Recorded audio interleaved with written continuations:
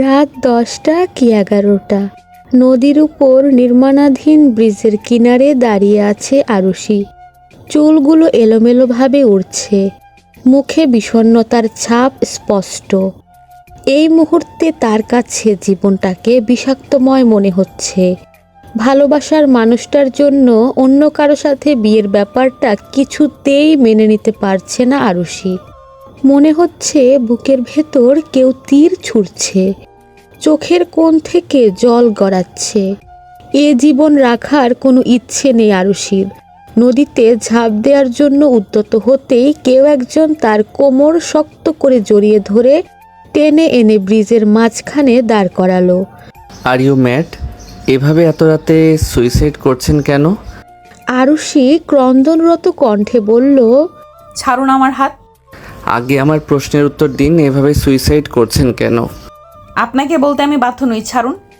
বলে ঝামটা মেরে ছেলেটার হাত থেকে নিজের হাত ছাড়িয়ে নিল আরুষি। দু পা এগোতেই ছেলেটা ফের আরুষির হাত চেপে ধরে বলল, এক্সকিউজ মি, কোথায় যাচ্ছেন? আবার নদীতে ঝাঁপ দিতে?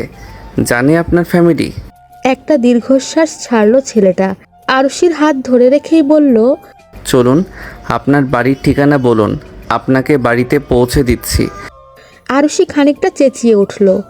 ছাড়ুন আমার হাত, আমি বাড়ি যাব না, চলে যান আপনি। ছেলেটা গম্ভীর স্বরে বলল, এত রাতে একটা মেয়েকে সুইসাইডের দিকে ঠেলে দিয়ে বাড়ি গিয়ে আমি শান্তি পাবো না, তাই কথা না বাড়িয়ে চলুন চুপচাপ। না পেয়ে আরুষি ছেলেটার সাথে যেতে লাগলো। এখনো অনবরত অশ্রু গড়াচ্ছে তার চোখ থেকে। ছেলেটা আরুষির হাত ধরে হাঁটতে হাঁটতে বলল, এবার বলুন তো, সুইসাইড করতে চাচ্ছিলেন কেন? ভালোবাসি একজনকে, কিন্তু সে আমার ভালোবাসা কোনোদিন বোঝেনি।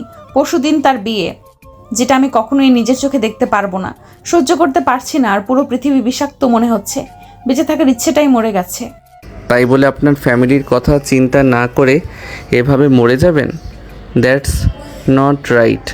একজনকে ভালোবাসেন বলে তাকে পাচ্ছেন না বলে মরে যেতে চাইছেন। একটাবারও ভাবছেন না আপনার পরিবারের কথা? তারা আপনাকে ছেড়ে কি করে থাকবে? আরুষি চুপচাপ চোখের পানি ফেলছে, কোনো কথা বলছে না। আপনি যাকে ভালোবেসেছেন সে হয়তো আপনার জন্য পারফেক্ট না। আপনার জন্য অবশ্যই আল্লাহ অন্য কাউকে পাঠিয়ে রেখেছে। যাকে হারিয়েছেন সে হয়তো নিশ্চয়ই আপনার জন্য কল্যাণকর ছিল না। আল্লাহ নিশ্চয়ই আপনার জন্য বেস্ট কাউকে রেখেছে। এর মাঝেই ছেলেটার ফোনে কল এলো। ফোনের স্ক্রিনে তন্ময় নামটা ভাসছে। কল রিসিভ করতে ওপাশ থেকে তন্ময় বলল, হ্যালো মাহমুদ, বাড়ি পৌঁছেছিস ঠিকমতো? হ্যাঁ, বাড়িতে যাচ্ছি। বাড়িতে গিয়ে কথা হবে, বাই। ওকে ভাই। মাহমুদ কল কেটে বলল, যেটা বলছিলাম, আল্লাহকে বিশ্বাস করেন তো? আরুষি ছোট্ট করে জবাব দিল, হুম। তাহলে এটা জানেন তো আত্মহত্যা মহাপাপ? আরুষি চুপ করে রইল। ভুলেও কখনো কারো জন্য সুইসাইড করতে যাবেন না। বিশ্বাস রাখবেন, পৃথিবীর কোথাও না কোথাও আপনার জন্য কেউ না কেউ আছে। হাঁটতে হাঁটতে ওরা আরুষির বাড়ির কাছাকাছি এসে পৌঁছালো। আরুষিকে বাড়ি অবধি নিয়ে এসে মাহমুদ বলল, কখনো আর এরকম সুইসাইড করার চিন্তাও করবেন না। চলি তাহলে, কেমন? বলে সে নিজের বাড়ির গন্তব্যে হাঁটা দিল। মাহমুদের বাড়িতে ঢুকতে ঢুকতে রাত প্রায় 12টা। মাহমুদ আজ গ্রামে ফিরবে বলে ওর বোন সুমাইয়া দরজা খুলেই অপেক্ষা করছিল। মাহমুদ এসে বাড়িতে ঢুকতেই ড্রয়িং রুম থেকে দৌড়ে এসে সুমাইয়া বলল, কি রে, তোর এতক্ষণ লাগলো বাড়িতে আসতে? আর বলিস না আপু, অনেক ঘটনা। কি হয়েছে আবার? ভিতরে চল, বলছি। মাহমুদ নিজের রুমে গিয়ে ফ্রেশ হয়ে ডাইনিংয়ে আসলো। সুমাইয়া ওর জন্য রাতের খাবার বেড়ে দিল। মাহমুদ চেয়ার টেনে বসতে বসতে বলল, মা বাবা কি ঘুমিয়ে গেছে? হুম। সুমাইয়া খাবার বেড়ে দিতে দিতে বলল, এবার বল তো কি হয়েছে? মাহমুদ আসার পর থেকে আরুষির সাথের সমস্ত ঘটনা খুলে বলল। সুমাইয়া চিন্তিত হয়ে বলল, মেয়েটার নাম কি? সেটা জিজ্ঞাসা করা হয়নি। নামটা জিজ্ঞাসা করলি না? নাম শুনলে চিনতে পারতাম। আচ্ছা যাই হোক, ওই মেয়ের কথা বাদ দে। তুই খেয়েছিস? না, এখনো খাইনি। তাহলে বসে পড়, দুজনে মিলে একসাথে খেয়ে নেই। দুদিন পর তো শ্বশুরবাড়ি চলেই যাবি, তারপর তো আর খাওয়া হবে না। মাহমুদ এভাবে বলাতে সুমাইয়ার চোখের কোণে জল চলে আসে। মাহমুদ সুমাইয়ার দিকে তাকিয়ে বলল, কাঁদছিস কেন? এখনই বিয়ের কথা মনে করে মন খারাপ করছিস? বস তো আমার সাথে। মাহমুদ সুমাইয়ার হাত ধরে টেনে টেবিলে বসালো।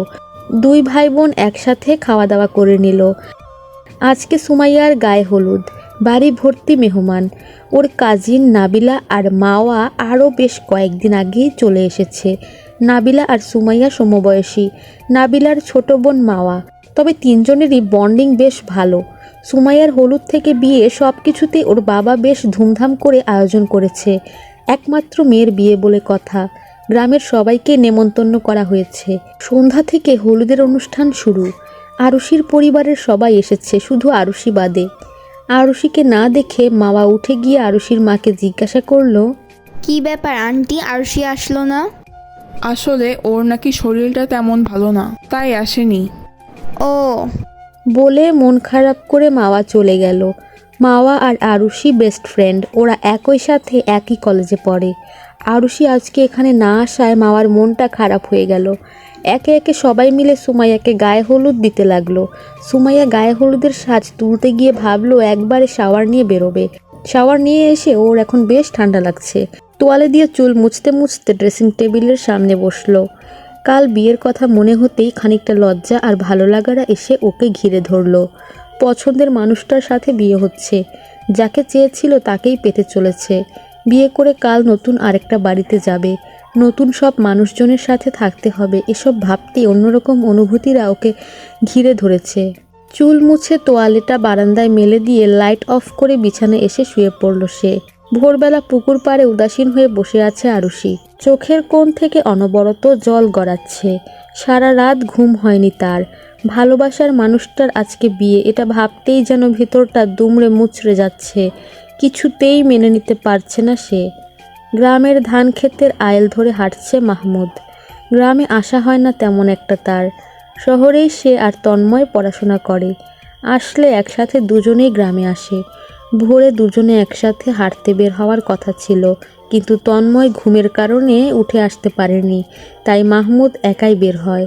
হাঁটতে হাঁটতে পুকুর পাড়ে এসে আরুষিকে দেখে খানিকটা এগিয়ে আসে। পাশে দাঁড়িয়ে বলে, গুড মর্নিং, বসতে পারি? আরুষি চোখ মুছে মাথা তুলে তাকায়। খানিকটা হাসার চেষ্টা করে বলে, হুম। মাহমুদ আরুষির পাশে বসে পড়ে। বলে, আজকেও তার কথা মনে করে কাঁদছিলেন? আরুষি চোখের পানি ভালোভাবে মোছার চেষ্টা করে কাঁপা কাঁপা গলায় বলল, কই না তো।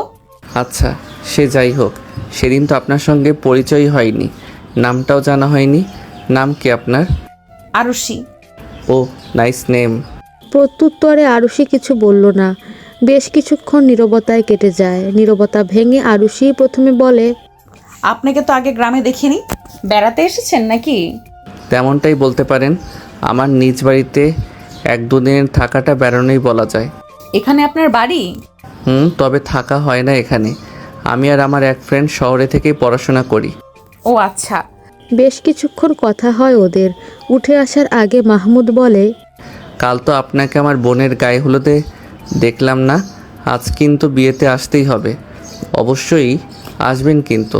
আরুষি অবাকের চরম পর্যায়ে চলে গেল। অবাক হওয়া কণ্ঠে বলল, মানে সুমাইয়া আপু আপনার বোন?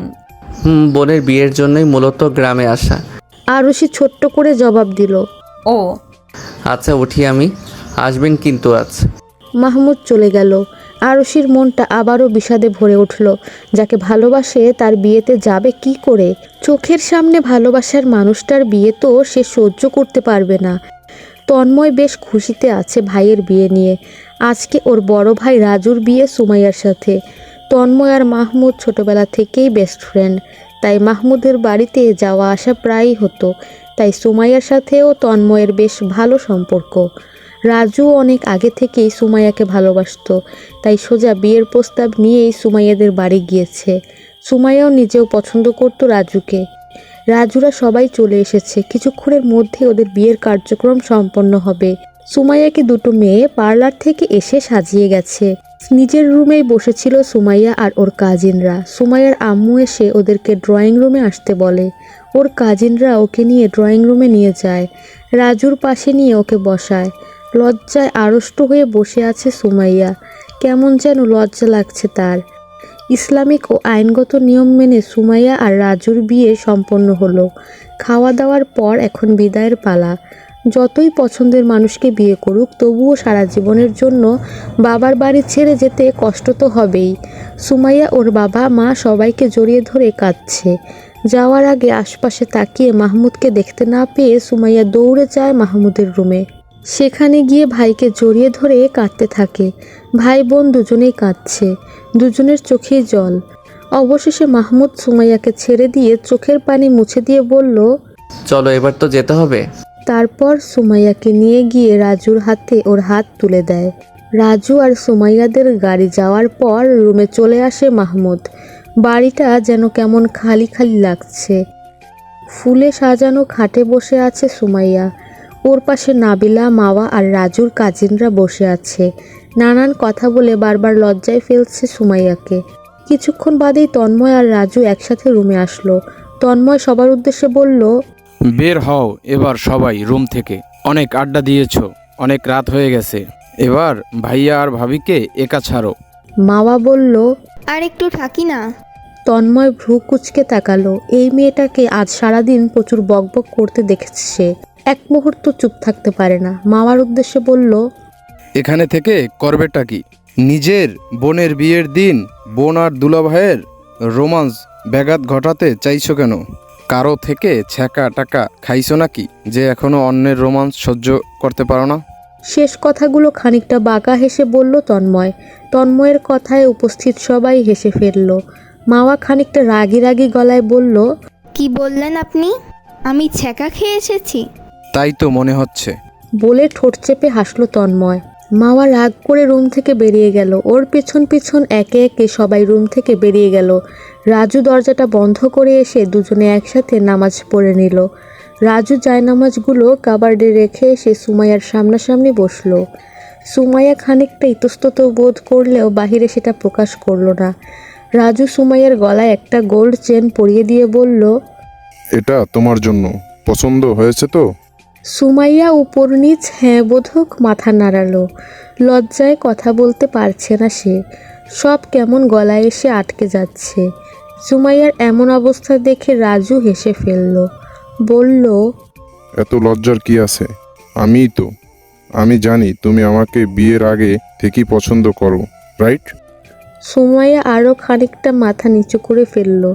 রাজু ফের বলল, কি ঠিক বললাম তো? সুমাইয়া এবারেও চুপ।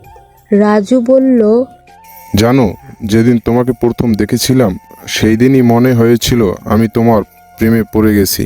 সেই দিন থেকেই আমার মনে সবটুকু জুড়ে শুধু তুমি। তোমাকে খুব খুব ভালোবাসি।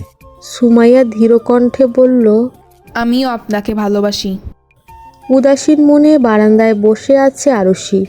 মাওয়া কলেজে যাওয়ার জন্য রেডি হয়ে আরুষিদের বাড়িতে আসলো। আরুষিকে রুমে না পেয়ে বারান্দায় চলে এলো। ওর পাশে বসে বলল, কি রে, কাল তুই গেলি না কেন বল তো? আরুষি মনে মনে ভাবছে, কিভাবে তোকে বলবো বল? আমি যে রাজুকে ভালোবাসি, ওর বিয়েতে যাব কিভাবে বল? নিজের চোখে কি করে ওর বিয়ে দেখতাম আমি? আরুষি আস্তে করে জবাব দিল, শরীর ভালো ছিল না। এখন তাড়াতাড়ি রেডি হয়ে নে, কলেজে যাব। আমি যাব না, ভালো লাগছে না আমার, তুই যা। সামনে এক্সাম আরশি, এখন না গেলে খুব ইম্পর্টেন্ট ক্লাস মিস করবি তুই। তোর থেকে নোটস নিয়ে নিব। আরুষির মা রুমে ঢুকতে ঢুকতে বললেন, কোনো কথা না আরু, তাড়াতাড়ি রেডি হয়ে মাওয়ার সাথে কলেজে যা। আরুষি অসহায় ফেস করে বলল, মা শরীর ভালো লাগছে না আমার। আর কোনো কথা শুনতে চাই না তোর, তাড়াতাড়ি রেডি হয়ে বের হ।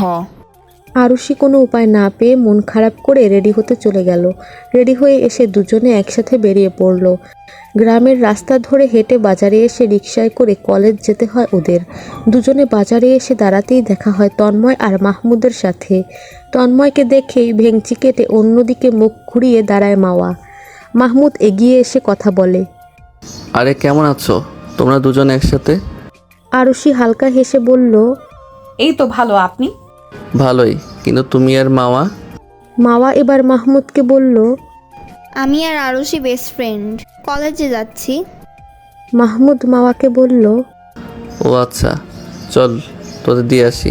মাওয়া বলল, লাগবে না ভাইয়া, তুমি চলে যাও। আমরা যেতে পারবো।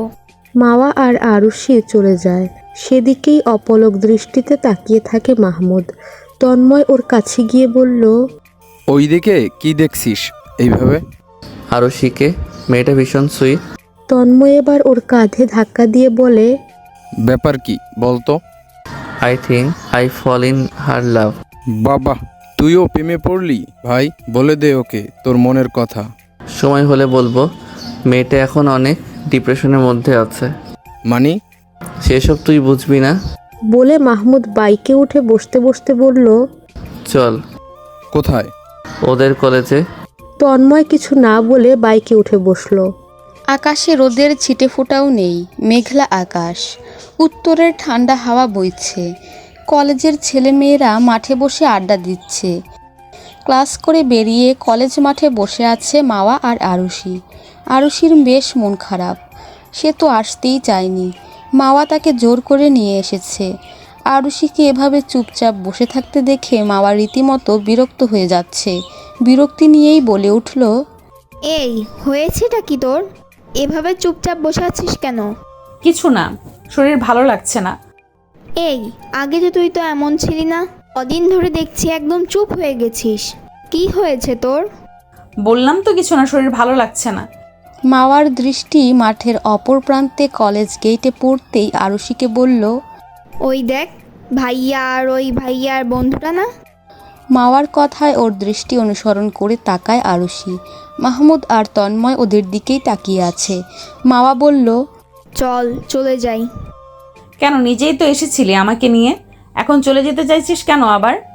এত কথা বলতে ভালো লাগে না তো, চল তো। বলে টেনে দাঁড় করালো আরুষিকে। হাত ধরে টানতে টানতে একদম কলেজ গেটের কাছাকাছি এসে পড়ল। তন্ময়দেরকে ক্রস করেই কলেজ গেট দিয়ে বেরোতে যাবে এমন সময় তন্ময় বলল, আমাদের দেখে এভাবে পালাচ্ছ নাকি? মাওয়া হেঁটে যেতে গিয়েও থেমে গেল। পিছনে ঘুরে এসে তন্ময়ের সামনে দাঁড়িয়ে বলল, আপনাদের দেখে পালাতে যাব কেন? সেটাই তো দেখলাম, আমাদের দেখে তড়িঘড়ি করে কলেজ থেকে বেরিয়ে যাচ্ছিলি। জি না, আমরা এখন এমনিতেও বের হতাম। মাহমুদ বলল, দুপুর তো হয়ে গেছে, বাইরে থেকে একেবারে লাঞ্চ ছেড়ে তারপর বাড়িতে যাবি। আরুষি মাওয়ার থেকে নিজের হাত ছাড়াতে ছাড়াতে বলল, আচ্ছা তুই তাহলে যা, আমি বাড়ি গেলাম। বলে কয়েক কদম এগুতেই মাহমুদ দৌড়ে আরুষির সামনে পথ আটকে দাঁড়িয়ে বসলো। আরে আরে কোথায় যাচ্ছেন? বাড়িতে। বললাম না সবাই মিলে লাঞ্চে যাব। আপনারা যান, আমার ভালো লাগছে না। এই জন্যই তো বলছি চলুন, গেলে আপনার ভালো লাগবে। তন্ময় এগিয়ে এসে বলল। চলেন বাপ। বলতে নিতেই মাহমুদ ওর দিকে রাগী দৃষ্টিতে তাকায়। তন্ময় যে ভাবি বলতে চাইছিল সেটা বুঝতে পারে মাহমুদ। মাহমুদকে এভাবে তাকাতে দেখে তন্ময় চুপ হয়ে যায়। আমতা আমতা করে বলল, না মানি চলুন, গেলে ভালো লাগবে, মনটাও ফ্রেশ হবে। মাওয়াও এসে জোর করলো। তাই ওদের সবার কথা আরুষি আর ফেলতে পারল না। ওরা সবাই মিলে একটা হোটেলে গিয়ে বসলো।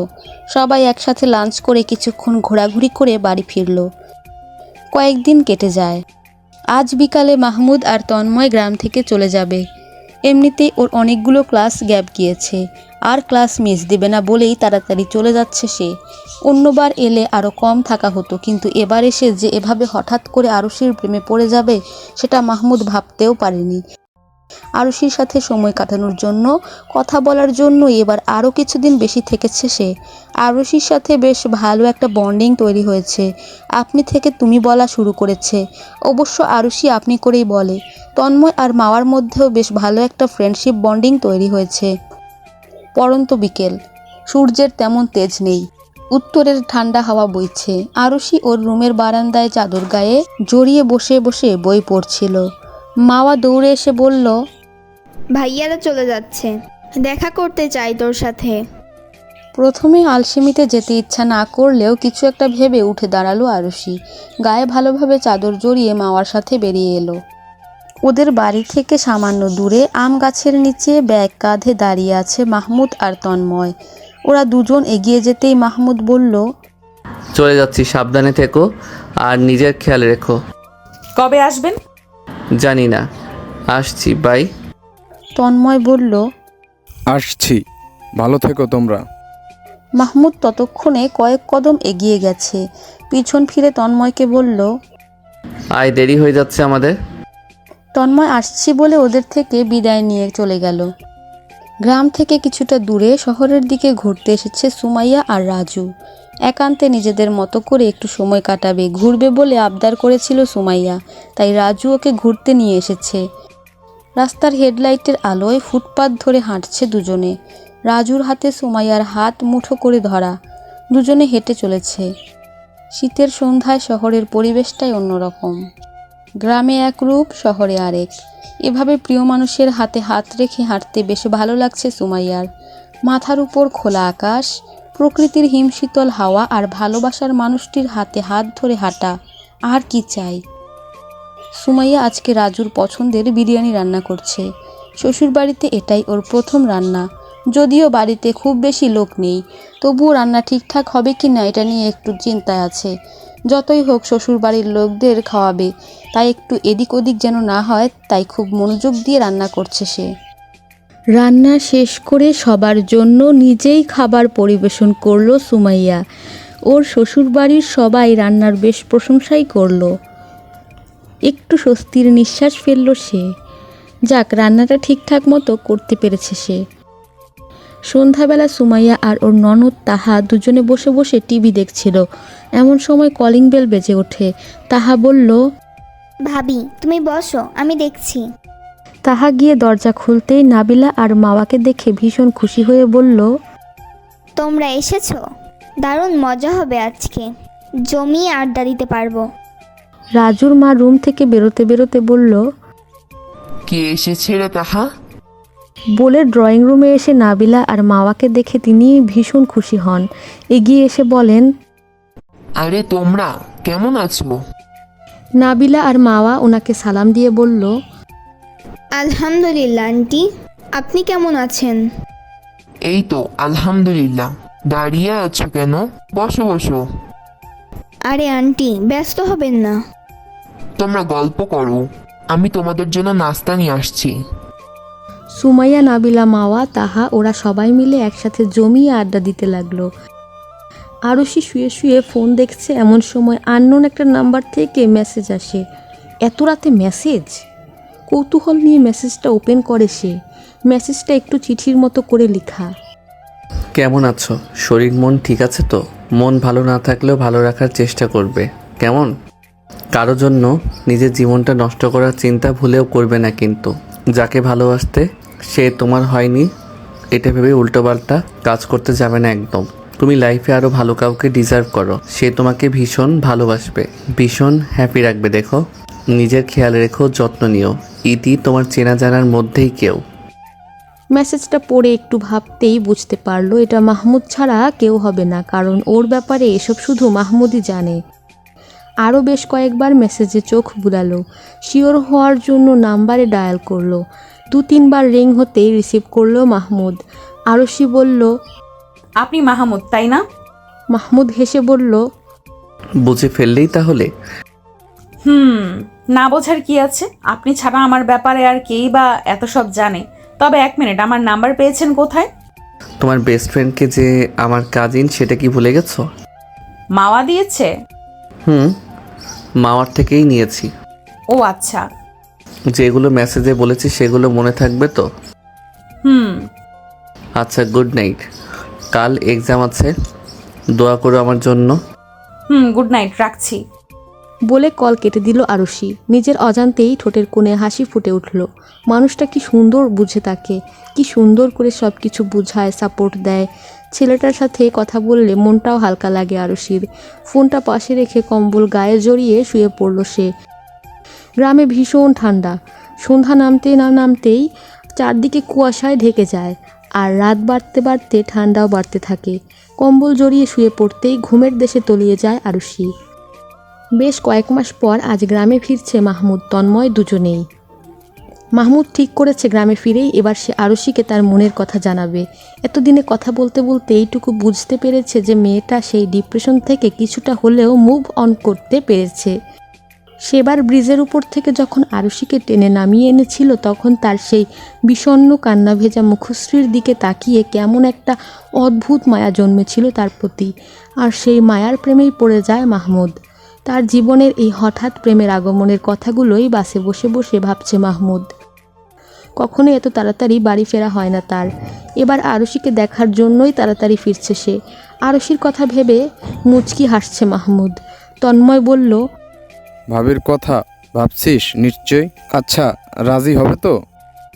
এতদিনে কথা বলতে বলতে যা বুঝেছি আরুষি ও আমার প্রতি কিছু তো ফিল করে, নয়তো মাওয়ার থেকে যা শুনলাম ও কখনোই কোনো ছেলেদের সাথেই কথা বলে না। সেই জায়গায় আমার সাথে বেশ স্বাচ্ছন্দ্যেই কথা বলে। তাহলে তো তোর লাইন ক্লিয়ার ভাই। আমার লাইনটা কবে সেটিং হবে বল? মাহমুদ ভ্রু কুচকে তাকিয়ে বলল, তোর লাইন মানে? তুই আবার কাকে ভালোবাসিস? আগে বল, শোনার পর কোনো রিয়েক্ট করবি না। রিয়্যাক্ট করব কেন বল? না থাক। থাকবে কেন, এখনই বল। আবার কি গোলমাল পাকিয়েছিস তুই? আমি মাওয়াকে ভালোবাসি। বলতেই মাহমুদ বেশ সিরিয়াস ভঙ্গিতে রেগে তাকালো ওর দিকে। তন্ময়ের ফেস ততক্ষণে চুপসে গেছে। তন্ময়ের এমন চুপসে যাওয়া চেহারার দিকে তাকিয়ে হো হো করে হেসে ফেলল মাহমুদ। আমার এক্সপ্রেশন দেখেই তোর এই অবস্থা? তো মামার বাবাকে বলবি কি করে ওনার মেয়েকে যে তুই ভালোবাসিস? উনি কিন্তু ভীষণ রাগী। প্লিজ তুই একটু ম্যানেজ করে নিস ভাই। আচ্ছা দেখা যাক। দেখা যাক না, বল ম্যানেজ করবি। আচ্ছা ভাই, করব। বাড়ির সদর দরজার করাঘাতে ড্রয়িং রুমের লাইট জ্বালিয়ে দরজার কাছে আসেন মাহমুদের মা। এত রাতে কে এলো আবার ভেবে জিজ্ঞাসা করল। কে? মাহমুদ বলল, মা আমি। মাহমুদের গলার স্বরে উনি বেশ অবাক হন। দরজা খুলে চোখের সামনে সত্যি সত্যি মাহমুদকে দেখে বলেন, তুই এসেছিস এত তাড়াতাড়ি? আমাকে কি এখানেই দাঁড় করিয়ে রাখবে? উনি দরজা থেকে সরে দাঁড়িয়ে বললেন, না, ভিতরে আয়। মাহমুদ বলল, অবাক হয়েছো? হবই তো। এমনিতে তো হাজারবার বললেও বছরের আগে আসিস না। কোনো কাজে এসেছিস নাকি? নিজের বাড়িতে আসতেও কি কারণ লাগে? কোনো দরকার ছাড়া তো আসিস না। এখন থেকে মনে হচ্ছে বাড়িতে আসতে হলেও কৈফিয়ত দিতে হবে। হাত মুখ ধুয়ে কাপড় জামা পাল্টে আয়, খাবার বাড়ছি। খেয়ে এসেছি আমি, ভীষণ টায়ার্ড হয়ে আছি। রুমে গেলাম।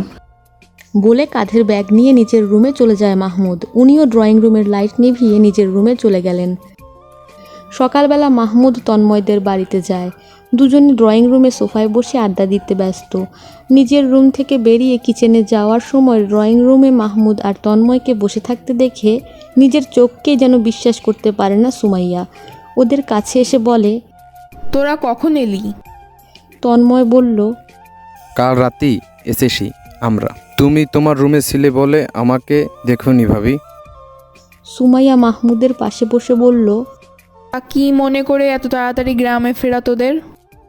তন্ময় বলল, সেটা তোমার ভাই কি জিজ্ঞেস করো ভাবি।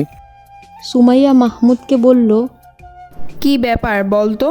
গ্রামে কারোর প্রেমে টেমে পড়লি নাকি? তন্ময় বলল, হোয়াট এ গেস্ট ভাবি, একদম ঠিক ধরেছ। তোমার ভাই তার প্রিয়তমার থেকে আর দূরে থাকতে পারছে না, তাই তো কাল উড়ে উড়ে চলে এসেছে তাকে দেখতে। মাহমুদ রাগী দৃষ্টিতে তাকায় তন্ময়ের দিকে। তন্ময় বলল, এভাবে তাকাচ্ছিস কেন? যা সত্যি তাই বললাম। সুমাইয়া মাহমুদকে বলল, তা কে সে? তন্ময় এত কিছু বলে দেয়াতে তন্ময়ের পিঠে কয়েকটা কিল ঘুষি বসিয়ে দেয় মাহমুদ। তন্ময় রুম থেকে দৌড়ে বেরিয়ে যেতে যেতে বলল, বলে দে ভাবিকে কে সে। ইস সি। বলে হাসতে হাসতে বেরিয়ে যায় তন্ময়। সুমাইয়া বলল, তা বল, হু ইসি? মাহমুদ বলল, উফ আপু, তুইও না? আহা, বল না নামটা। কি আছে এতে? আরুষিকে ভালোবাসি আমি। কবে থেকে চলছে? ওকে এখনো বলিনি। কি বলিসনি এখনো? না, তবে আজকেই ওকে বলবো। আচ্ছা, ডাইনিংয়ে আয়, ব্রেকফাস্ট করে নিবি। ব্রেকফাস্ট শেষে তন্ময় মাহমুদ দুজনেই নিজেদের বাইক নিয়ে বেরিয়ে পড়ে। গন্তব্য আরশিদের কলেজ। কলেজে ঢুকে মাঠের একপাশে বাইক নিয়ে দাঁড়ায় দুজনে। ক্লাস শেষে আরশি আর মাওয়া একসাথেই বের হলো। তন্ময় আর মাহমুদ হঠাৎ করে ওদের সামনে এসে দাঁড়ালো। দুজনেই বেশ অবাক হলো। মাওয়া অবাক হওয়া কণ্ঠে বলল, তোমরা? মাহমুদ বলল, দেখতে তো পাচ্ছিস আমরা, আবার জিজ্ঞেস করছিস কেন? না মানে তোমরা তো এত তাড়াতাড়ি আসো না। তন্ময় বলল, এবার এলাম, কোনো সমস্যা আছে? না, আমাদের সমস্যা থাকবে কেন? তোমাদের বাড়ি, তোমরা যখন খুশি তখন আসতে পারো। মাহমুদ বলল, কথা পরে বলিস তোরা, আগে চল।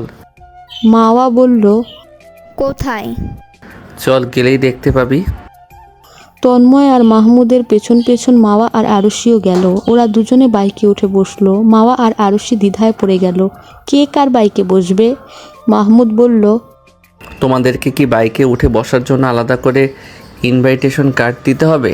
উঠে বসো দুজনে। মাওয়া গিয়ে তন্ময়ের সাথে বাইকে উঠে বসলো। মাহমুদ এবার আরশিকে বলল, কি হলো, ওঠো। আরশি গিয়ে বাইকে বসতেই মাহমুদ আর তন্ময় বাইক স্টার্ট দিল। মাওয়া তন্ময়কে বলল, কোথায় যাচ্ছি আমরা? জানি না, আপাতত মাহমুদ সেখানে যাচ্ছে, সেখানেই ওদের সাথে যাচ্ছি। মাওয়া আর কথা বাড়ালো না। ঘন্টা দেড়েক পর ওরা প্রায় শহরের কাছাকাছি একটা ক্যাফেতে এসে পৌঁছালো। ক্যাফেতে ঢুকেই আরশি আর মাওয়া দুজনেই বেশ অবাক হয়ে গেল, কারণ ক্যাফেতে ওরা ছাড়া আর কেউ নেই। পুরো ক্যাফেটা বেশ সুন্দর করে সাজানো। মাহমুদ তন্ময়কে আলাদা ডেকে নিয়ে বলল, আজকেই মামাকে প্রপোজ করে দিস।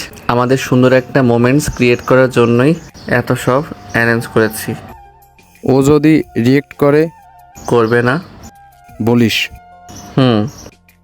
মাহমুদ আর তন্ময় দুজনেই হাতে গোলাপ নিয়ে এগিয়ে এসে আরশি আর মাওয়ার সামনে হাঁটু গেড়ে বসলো। আরশি আর মাওয়া দুজনেই বেশ অবাক হয়ে একে অপরের মুখ চাওয়াচাওয়ি করলো। কি হতে যাচ্ছে কিছুটা হলেও দুজনে আন্দাজ করতে পারছে। মাহমুদ আর তন্ময় দুজনেই আরশি আর মাওয়ার দিকে ফুল এগিয়ে দিয়ে বলল, will you marry me? Will you marry me? ওদের থেকে একসাথে এভাবে প্রপোজাল পেয়ে আরশি আর মাওয়া আরও এক ধাপ অবাক হলো। মাহমুদ আর তন্ময় দুজনেই ওদের উত্তরের অপেক্ষায় তাকিয়ে আছে। Yes, I will. মাওয়ার থেকে এই উত্তর তন্ময়ের প্রত্যাশায় ছিল না। ভেবেছিল মাওয়া রিয়্যাক্ট করবে। তন্ময়ের ঠোঁটে হাসি ফুটল। উচ্ছ্বসিত হয়ে বলল, সত্যি তুমি রাজি? মাওয়া তন্ময়ের হাত থেকে গোলাপ নিয়ে বলল, সত্যি। আরশি তখনও চুপচাপ। কি বলবে বা কি বলা উচিত ভেবে পাচ্ছে না সে। সে তো একজনকে ভালোবাসে, অবশ্য তাকে পাওয়াটা এখন অসম্ভব। আরশি ভেবে চলেছে মাহমুদের প্রথম দিনের বলা কথাগুলো। বারংবার মাথায় সেই কথাগুলোই ঘুরপাক খাচ্ছে। মাহমুদ এখনও তার উত্তরের অপেক্ষায় সেভাবেই বসে আছে। মাওয়া আরশির পাশে এসে দাঁড়িয়ে বলল, আর কতক্ষণ এভাবে ভাইয়াকে বসিয়ে রাখবি? আমার কিছু ভালো লাগছে না, চল এখান থেকে। বলে মাওয়ার হাত ধরে টেনে ক্যাফের বাইরে চলে এলো। একটা রিক্সা ডেকে তাতে উঠে পড়ল। মাহমুদ আর তন্ময় দৌড়ে আসতে আসতে ওরা দুজন চলে গেল। মাহমুদ কিছু না বলে বাইকে বসে বাইক স্টার্ট দিয়ে চলে গেল। রিক্সা ছুটে চলেছে ওদের গ্রামের দিকে। উদাসীনভাবে রিক্সায় বসে আছে আরশি। মাওয়া বলল, এটা কি হলো? ওভাবে ওখান থেকে চলে আসলি কেন? ভাইয়া কি তোর পছন্দ নয়? শেষ প্রশ্নে মাওয়ার দিকে তাকালো আরশি। ছোট্ট করে জবাব দিল, জানি না। আচ্ছা, তুই কি কাউকে ভালোবাসিস? না। আমার ভাইয়া কিন্তু খারাপ না। ওকে দেখে যা বুঝলাম তোকে অনেক ভালোবাসে। এত তাড়াতাড়ি কোনোবার ভাইয়া গ্রামে আসে না। তোর জন্য এবার তাড়াতাড়ি এসেছে। কত সুন্দরভাবে আমাদের সারপ্রাইজ দিয়েছে, শুধু তোকে ভালোবাসে বলে। তুই ভাইয়াকে অ্যাকসেপ্ট করতে পারিস? আরশি বেশ কিছুক্ষণ মাওয়ার কথাগুলো নিয়ে ভাবল। বলল, বাড়ি গিয়ে ভেবে জানাবো। আচ্ছা ঠিক আছে, সে না হয় তুই ভেবেই জানাস, কিন্তু উত্তরটা যেন হ্যাঁ হয়। দেখা যাক। বাড়ি এসে পৌঁছালো ওরা। মাওয়া যাওয়ার সময় বলল, টাটা, যাচ্ছি। গুড নিউজের অপেক্ষায় থাকবো। সারা রাত ধরে এই ব্যাপারটা নিয়েই ভাবলো আরশি। কিছুতেই ওর ঘুম আসছে না। অনেক চিন্তা ভাবনার পর ভাবলো কাল দেখা করবে মাহমুদের সাথে। টেক্সট করলো মাহমুদের নাম্বারে। কাল ভোরবেলা নদীর পাড়ে আসবেন, কথা আছে। মেসেজ টোন বেজে উঠতেই মাহমুদ ফোন হাতে নিয়ে মেসেজ চেক করলো। মেসেজটা পড়ে ভাবতে লাগলো, কি বলবে আরুষি? ও কি তাহলে রাজি? এসব ভাবতে ভাবতেই ঘুমিয়ে পড়ল মাহমুদ। ভোরবেলা নদীর সেই ব্রিজের উপর দাঁড়িয়ে অপেক্ষা করছে মাহমুদ। চারদিক কুয়াশার চাদরে আবৃত, হিমশীতল হাওয়া বয়ে যাচ্ছে। খানিক বাদে আরুষি এলো, পাশাপাশি এসে দাঁড়ালো। মাহমুদের দৃষ্টি নদীর পানিতে নিবদ্ধ।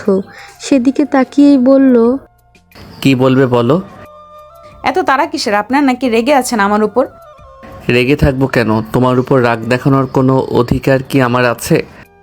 যদি বলি আজ থেকে অধিকার আছে। মাহমুদ এবার ঘুরে দাঁড়ালো, আরুষির দিকে তাকিয়ে বলল, মজা করছো? মজা কেন করতে যাব? মাহমুদ আর কিছু বলল না। আরুষি কিছুক্ষণ চুপ থেকে হঠাৎ করেই বলে উঠল, আমি রাজি। মাহমুদ এবারেও কিছু বলল না। আরুষি মাহমুদকে নিজের দিকে ঘুরিয়ে বলল, কি বললাম শুনতে পেয়েছেন? মাহমুদ শুনেছে ঠিকই, কিন্তু মুখে বলল, শুনতে পাইনি, আবার বলো।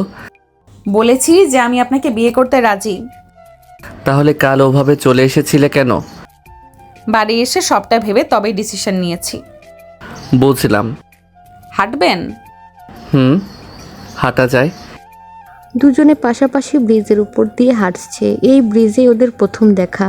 তখন দুজনের কাছে দুজনেই ছিল অচেনা অজানা, আর আজ দুজনেই একে অপরের সাথে সারা জীবন থাকার সিদ্ধান্ত নিয়েছে। নাবিলার বিয়ে ঠিক হয়েছে পারিবারিকভাবেই। ছেলে শহরের হসপিটালের ডাক্তার, তাই তার ফ্যামিলি সহ তারা সেখানেই থাকে। আজকে নাবিলাকে দেখতে এসে ছেলের বেশ পছন্দ হয়েছে, তাই সামনের সপ্তাহেই বিয়ের ডেট ফিক্সড করে গেছে। মাওয়া কলেজ শেষে তন্ময়ের সাথে কিছুক্ষণ ঘোরাঘুরি করে বাড়ি ফিরতে ফিরতে বিকেল হয়ে যায়। বাড়ি ফিরে নাবিলার বিয়ের খবর শুনেই দৌড়ে নাবিলার রুমে যায়। পিছন থেকে জড়িয়ে ধরে বলে, আপু, আমি ভীষণ ভীষণ এক্সাইটেড। তোর বিয়ে ঠিক হয়েছে? তো আমাদের হবুদুল্লা ভাইয়ের নাম কি? তামিম। ঘুম থেকে উঠেই মাওয়ার মাথাটা গরম হয়ে গেছে। ওকে নাকি এখন ছেলেপক্ষের সামনে শাড়ি পরে তৈরি হয়ে যেতে হবে। নাবিলা ওকে বারবার তাড়া দিচ্ছে। এক প্রকার বিরক্ত হয়েই শাড়ি পরে ড্রয়িং রুমে যায় সে। সামনে বসে থাকা ছেলে আর তার পরিবারের দিকে তাকাতেই 440 ভোল্টের শক খায় ও। তন্ময় আর ওর ফ্যামিলির সবাই এসেছে। তন্ময়ের ফ্যামিলির সবার ও মাওয়াকে পছন্দ হয়েছে।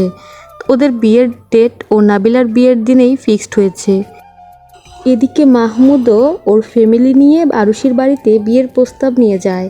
আরুষির বাবা প্রথমে এত তাড়াতাড়ি মেয়েকে বিয়ে দিতে রাজি না হলেও পরে রাজি হন। মাহমুদের ফ্যামিলির অনুরোধে ওদের বিয়েও ঠিক একই দিনে ঠিক করা হয়।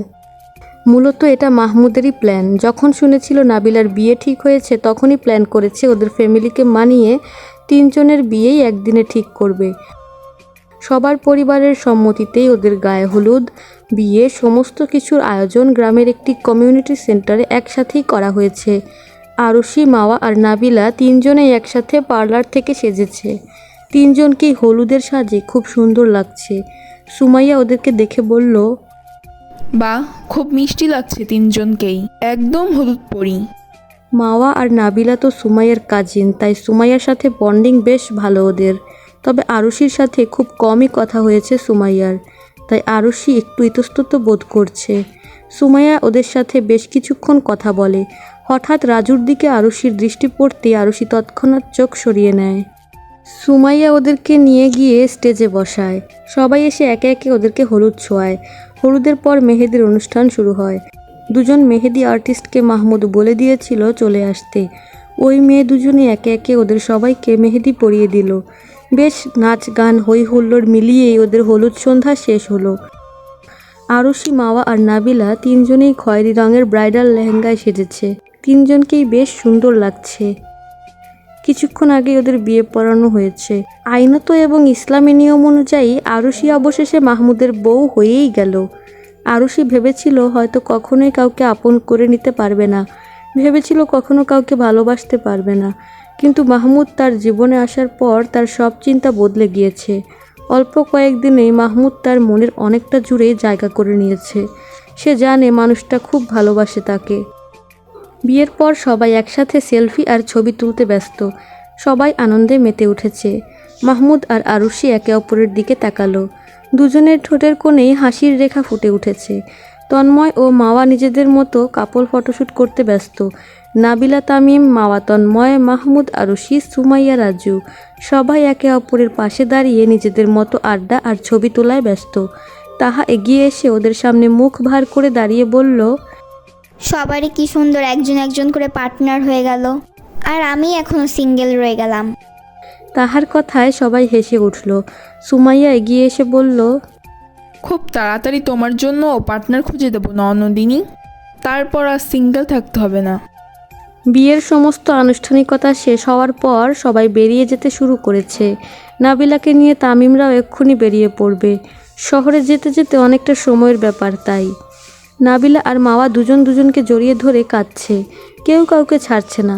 মাহমুদ আর তামিম এসে ওদের ছাড়িয়ে নিল। নাবিলা আর তামিমদের গাড়ি চলে যায়।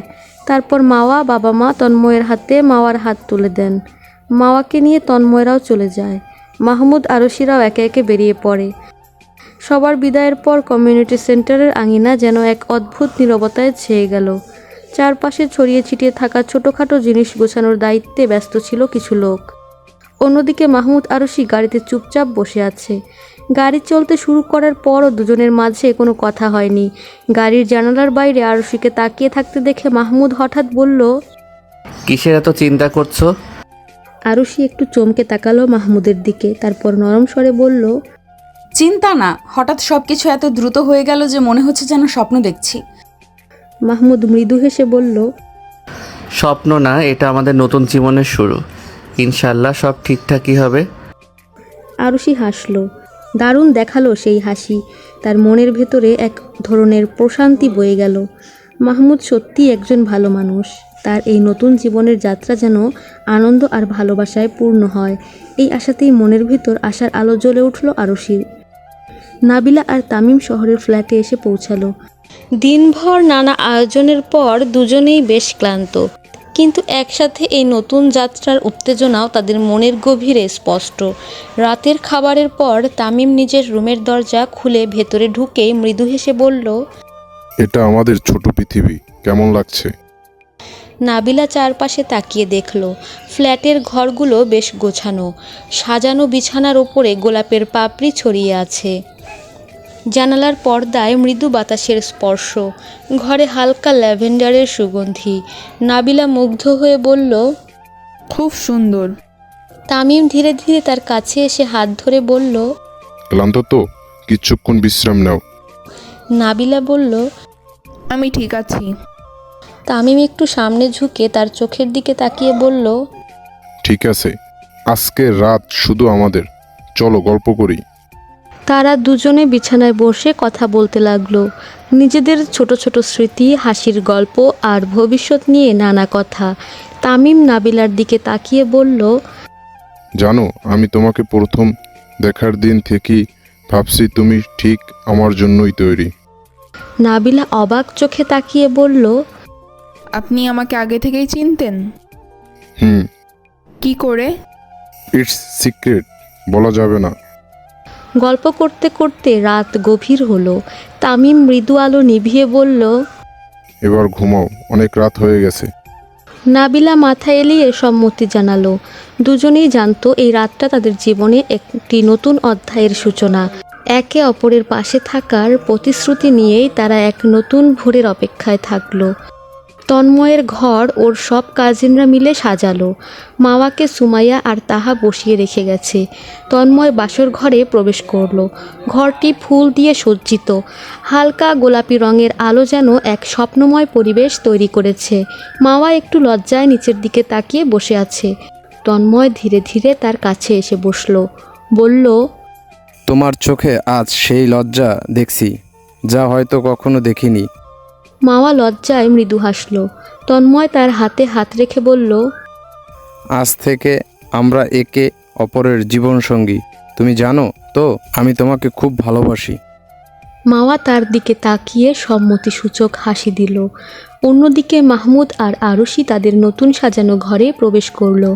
ঘরে সাদা ফুলের সৌরভ, হালকা সুগন্ধি মোমবাতির আলো যেন পুরো পরিবেশটাকে স্বর্গীয় করে তুলেছে। আরুষি একটু অপ্রস্তুত হয়ে দাঁড়িয়ে আছে। মাহমুদ তার দিকে এগিয়ে এসে বলল, এই লাজুক চেহারা আমার আরেকবার দেখা উচিত ছিল বিয়ের আগে। আরুষি লজ্জা পেয়ে খানিকটা মৃদু হেসে বলল, সব কিছু এত দ্রুত হলো যে বুঝতেই পারলাম না। মাহমুদ তার হাতটি ধরে পাশে বসিয়ে বলল, জীবনে কোনো কিছুই নিখুঁত হয় না, তবে আমরা একসাথে থাকলে সব কিছু নিখুঁত মনে হবে। আরুষি তার চোখে চোখ রাখল। সেই মুহূর্তে তার মনে হলো এই মানুষটি তার জন্য সঠিক। সে সত্যিই ভালোবাসে তাকে এবং সারা জীবন তাকে ঠিক আগলে রাখতে পারবে। বাসর রাতের এই মুহূর্তগুলো যেন প্রত্যেক নবদম্পতির জীবনে এক নতুন প্রতিশ্রুতি এবং ভালোবাসার বন্ধন দিয়ে ভরে উঠল। দূরের গ্রামের পুকুর পাড়ে জোনাকির আলো আর আকাশে ভরা পূর্ণিমা যেন এই নতুন শুরুর সাক্ষী হয়ে রইল। সমাপ্তি। গল্পটি এত সময় ধরে দেখার জন্য ধন্যবাদ। গল্পটি ভালো লাগলে লাইক, কমেন্ট এবং সাবস্ক্রাইব করে পাশে থাকবেন। ধন্যবাদ।